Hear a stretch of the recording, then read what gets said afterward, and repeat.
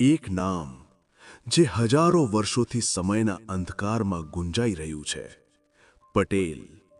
પણ સવાલ એ છે, આ નામ માત્ર એક અટક છે કે તેની પાછળ છુપાયેલો છે એક એવો ઇતિહાસ જે પર્વતો ઓળંગીને, નદીઓ પાર કરીને આજ સુધી જીવતો રહ્યો છે?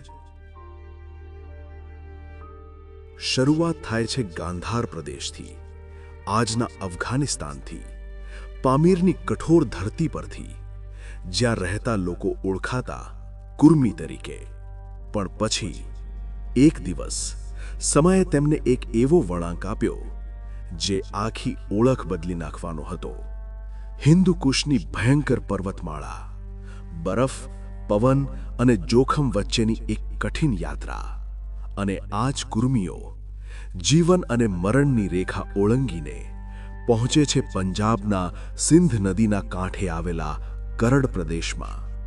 અહીં તેઓ હજુ કુર્મી જ હતા, પણ કદાચ ઇતિહાસ જાણતો હતો કે તેમની ઓળખ અહીં અટકવાની નહોતી.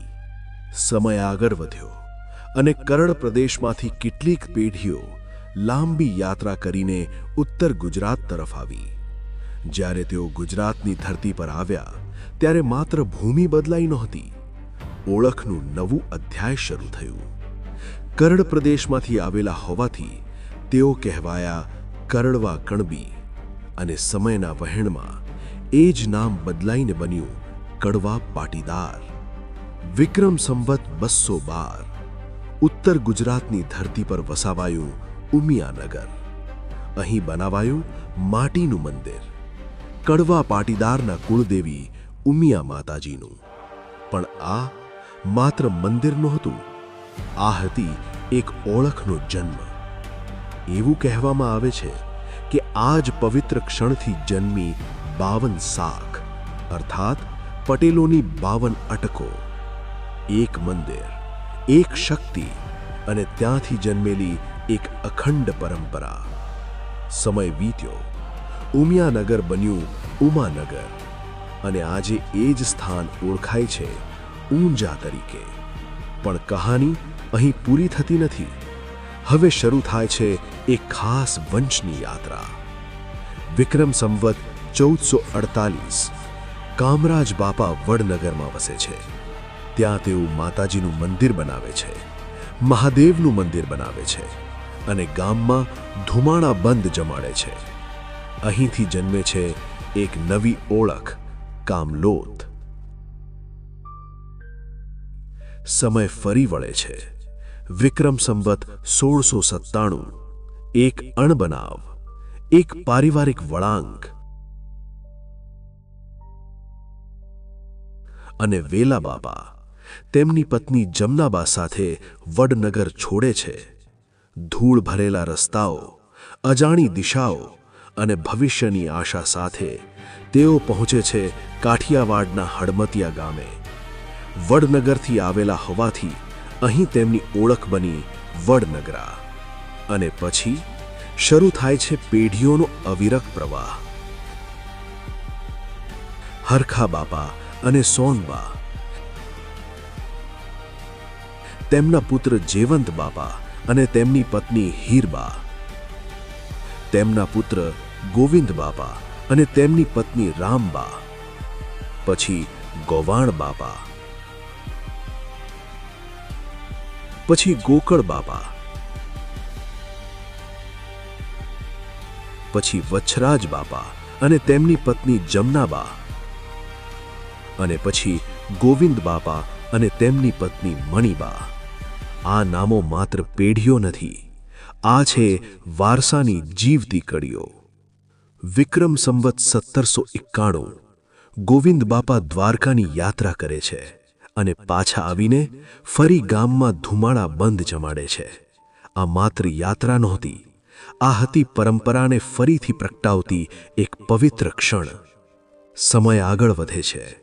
રત્ના બાપા અને તેમની પત્ની કંકુબા, તેમના પુત્ર નારાયણ બાપા અને તેમની પત્ની વેજુબા હળમતિયામાં જ રહે છે. પણ સમય ફરી એક નિર્ણય માંગે છે, એક નવી દિશા, એક નવી શરૂઆત. વિક્રમ સંવત 1806 નારાયણ બાપા અને વેજુબા હળમતિયાની યાદોને પાછળ રાખીને વડનગરાના નામને હૈયામાં લઈને નવી જમીનની શોધમાં નીકળે છે.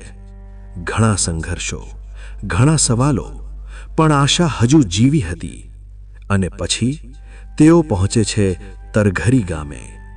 અહીંથી શરૂ થાય છે નવી પેઢી.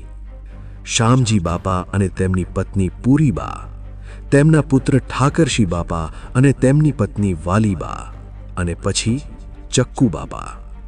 ચક્કુ બાપા માત્ર એક વ્યક્તિ નહોતા, તેઓ એક પરંપરા હતા. તરઘરીમાં નવરાત્રિના 9 દિવસ ચોકમાં ગૂંજતા ગરબા. ચક્કુ બાપાના ગરબા વિના તરઘરીની નવરાત્રિ અધૂરી મનાતી. પણ ફરી એક વખત સમયે મોટો વળાંક લીધો.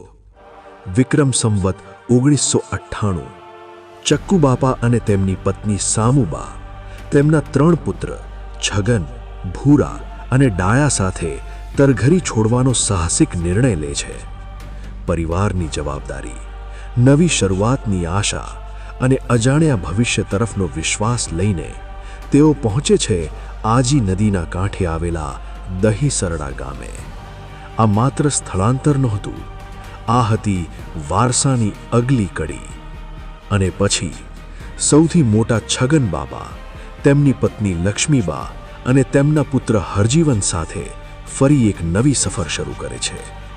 વિક્રમ સંવત 2019 મચ્છુ નદીના કાંઠે આવેલું મોરબી, અને અહીંથી શરૂ થાય છે નવી પેઢી. હરજીવનભાઈ અને તેમની પત્ની ચંદ્રિકાબા, તેમના પુત્ર દિવ્યેશ અને તેમની પત્ની અનીતા, અને પછી નિત્યમ. નિત્યમ માત્ર 1 વર્ષનો, પણ એ માત્ર એક બાળક નથી, એ છે કુર્મીનો વારસો.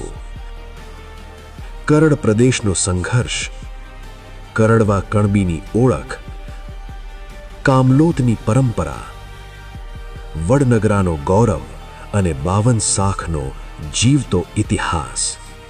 એક જ નામમાં હજારો વર્ષોની યાત્રા. અને કદાચ આજે જે તમે નિત્યમને જોઈ રહ્યા છો એ માત્ર વર્તમાન નથી, એ છે ભૂતકાળ અને ભવિષ્ય વચ્ચેની જીવંત કડી. કારણ કે કહાની અહીં પૂરી થતી નથી.